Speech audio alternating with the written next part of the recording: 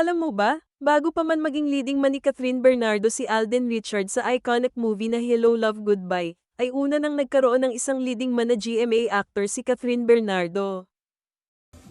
Noong taong 2010 nga, ay nagkaroon ng teleserye si Catherine Bernardo sa GMA7 kung saan siya ay gumanap bilang batang Marian Rivera sa remake ng hit Korean series na Endless Love.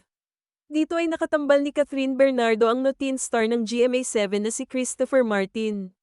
Narito ang iilan sa mga clip ng naturang teleserye ni Catherine sa GMA.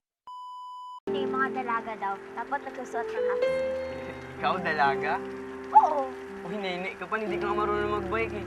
Tama kung marunong ka sana magbike, di sana tayo nabot tong ulan.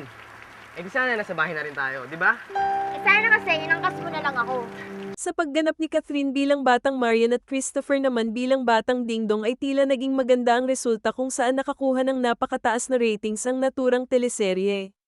Alam naman natin lahat kung gaano ka-successful ang pagiging love team ni Marian Rivera at Dingdong Dantes noon kaya ano kaya ang posibleng naging resulta kung nagpatuloy ang pamtatambal ni Catherine Bernardo at Christopher Martin hanggang sa kasalukuyan.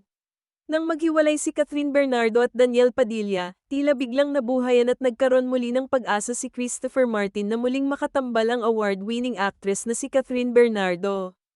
Endlessly talked about the separation of DJ at saka Catherine na kaibigan mo. Pleasant surprise because one of the first love teams of Catherine ay ikaw nga at nagkasama kayo. Are you still in touch? Hindi, Are you still hindi, friends? Hindi na.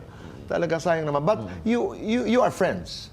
Sana. Pag nagkikita kami dito, boys, sa mga events, hi, helloan, pero yung personal, nagme-message hindi po. Hindi pa. Hindi. Hindi pa. Ngayon mapapanood niya ito. Mapapanood niya. At, baka naman, di ba? Work tayo. Sayang endless love, oh. Tuloy natin. Ganda following nun. Kaya halimbawa lamang, magbibigay ka ng hiling kay Mucha para kay Catherine. Anong ihihiling mo? Peace sa heart niya, Tito Boy. Kasi deserve niya yun eh. Importante yun, no? Importante yung peace. katahimikan. Comment down below. Para sa iba pang mga showbiz balita, please like, comment and subscribe at i-on ang notification bell.